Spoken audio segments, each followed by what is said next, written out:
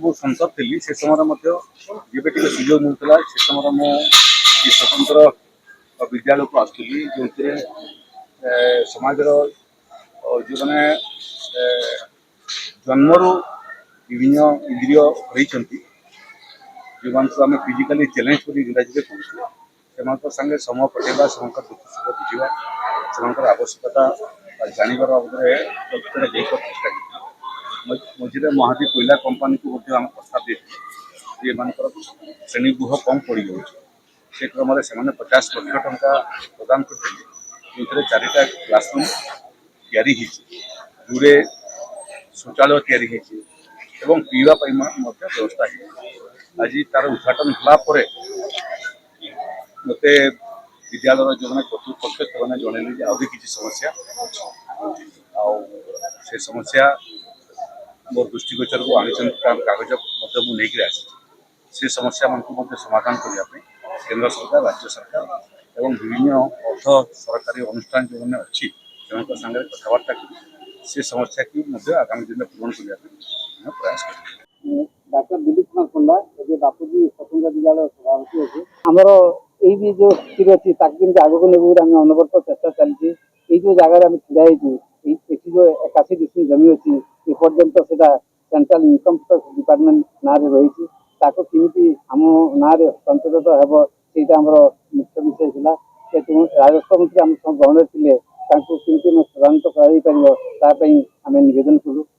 आम ये श्रेणी आम अष्टम श्रेणी जाए चलुची सप्तम श्रेणी जाए आम मैं स्वीकृति प्राप्त हो बाकी जो अष्टम दशम ये वर्ष आम जिलापाल माध्यम आम डायरेक्टर को महोदय को जनईचु आ मुख्य सचिव को अवगत करूँ आमर आशा ये नवम दशम श्रेणी हेले आम जो पाने बाहर जिला को जाती ये पिला ये पढ़ी पारे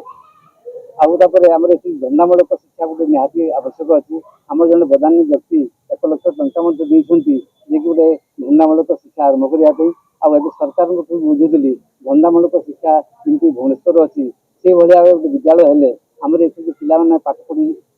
सारी से मैंने निजे किसी रोजगार करेंगे और आम स्वल्प रोजगार मध्यम दे पारू आठ जो अधिका बिल्डिंग भी दरकार अच्छी से बिल्डिंग